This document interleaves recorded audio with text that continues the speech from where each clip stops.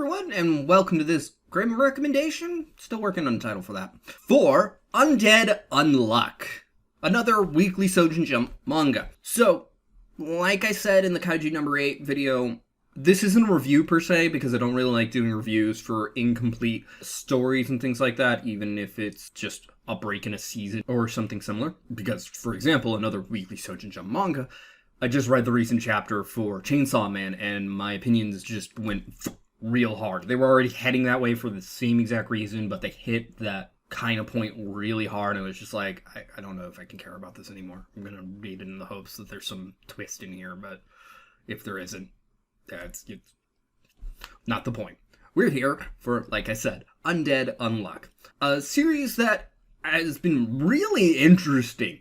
It takes place in a world similar to our own, except not. Like, for example, at the beginning of the series, there is no stars, other than literally the sun. But that's just one of the many weird things about the series. The important thing about the two main characters, Andy, who's not even called Andy to begin with, he's actually given that name by our other main character, who's probably more our actual main character, Fuko Izumo, are two characters that are a type of person referred to as a negator. They have abilities that specifically ignore one part of reality, be it for them or others. There's a bunch of different classifications that they talk about, but it's all you ignore something or something is not possible. Like, there is a character that can't be touched. Not she cancels out touch, she just can't be touched because something bad happens otherwise. And honestly, Fuko is similar to that, but I'll get to that. So, Andy is undead, and Fuko is unluck. Now, that sounds really weird when you get to the unluck. Like, why isn't it unlucky? Because the un is a really important thing, and this isn't made clear until a few chapters in. I think it's when they actually get to using the term negator. And that's whatever is what you negate. In the case of Andy, he can't die. He regenerates so quickly, he actually takes advantage of it, such as his technique called finger bullet, where he slices or bites into his fingers so that it's no longer attached. So, like, here, and then grows back a new end of his finger so quickly that it forces the old one off, which is still attached in whatever way, at a pace in which it's basically a bullet. It can't go through metal, but it goes through flesh and, like, lesser armors very easily. He does this to propel himself in different ways. He later gets a sword. He keeps it sheathed in his arm. Like, literally, it's just in here, coming out here, because he doesn't actually have a sheath for it. And there's just a bunch of comical points as well with the fact that he regenerates, his clothes don't. They fix that later. I'm not going to say how. And it in itself is comical. And he wants to die. There's further to his story, but to begin with, he just wants to die, and not like in a nihilistic sense. He just seems like he's just sick of this and has been living for longer than he can remember. Oh, and he's got a thing in his forehead with where the only scar on his entire body is. They refer to it as a card, but it's like a metal plate or something in his head, and they state very early on, it's blocking off his brain from fully regenerating. So, And Fuko is, like I said, unluck. Not she is unlucky, although she might as well be. She negates the luck of anyone she touches. She makes bad things happen to them that she doesn't even control, and they are varying degrees worse. Like, just touching someone in general, like brushing up against them, she starts out almost fully clothed from head to toe, like has a winter hat on, is wearing gloves, just long sleeve shirt, long leg pants, everything covered, except for her face. And they make the point of just like, if she touches someone, they're likely to die. The more she cares about them, or the more intimate, or the longer that she touches them for, because it doesn't set off till they stop touching her, the worse it's going to be. Like, a meteor gets brought down on somebody very early on in the series. In fact, the series opens with her trying to kill herself. Like, she's got a knife and standing over a bridge, so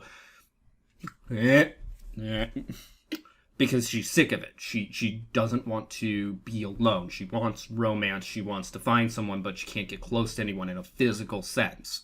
And she's just sick of it. But Andy saves her, sort of. Like, really just stops her from jumping, doesn't care, like, what her powers are. In fact, is there in the hopes that she can result in his death.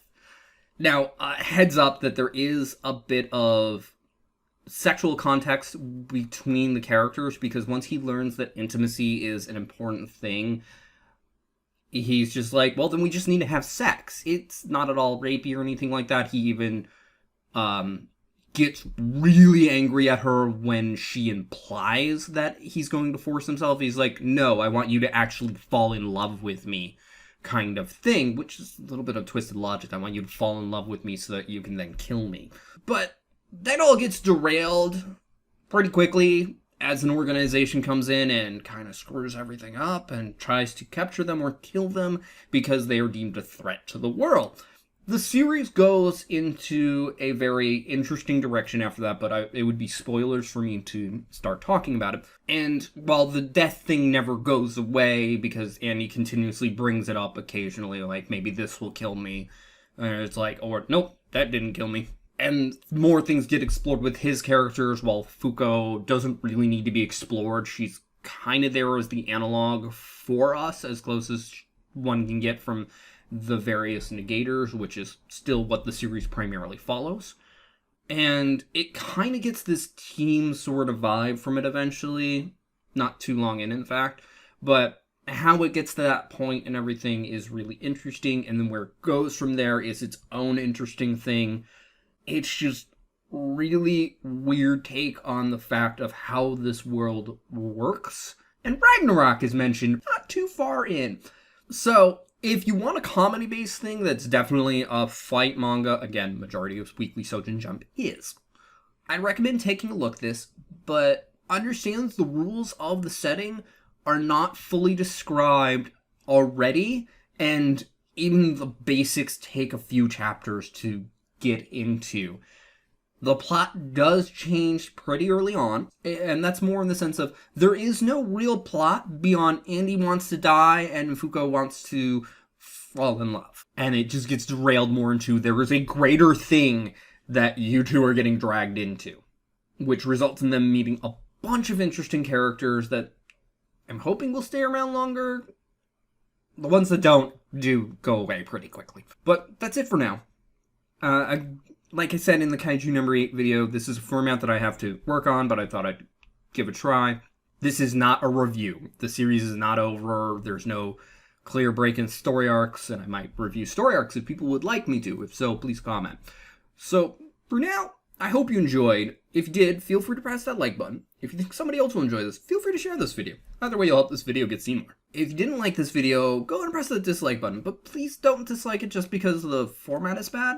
And regardless, try to leave a constructive comment, especially if you feel that the format is bad and can be worked on. Also, feel free to comment in general, such as, would you like to hear me go more into Undead Unluck, or would you like me to touch on other series? I'm going to be doing one more of these right afterwards. Or would you just like to hear me talk about anime, manga, or other fandoms in general more, like specifically ones I'm into? But feel free to recommend things for me to go over. I may have read it or watched it already. Regardless, also if you'd like to see more like this, be it my unboxing videos, my board game overviews, my painting videos, or anything else I might do on this channel, feel free to subscribe. Either way, thank you for watching and have a nice day. Bye-bye.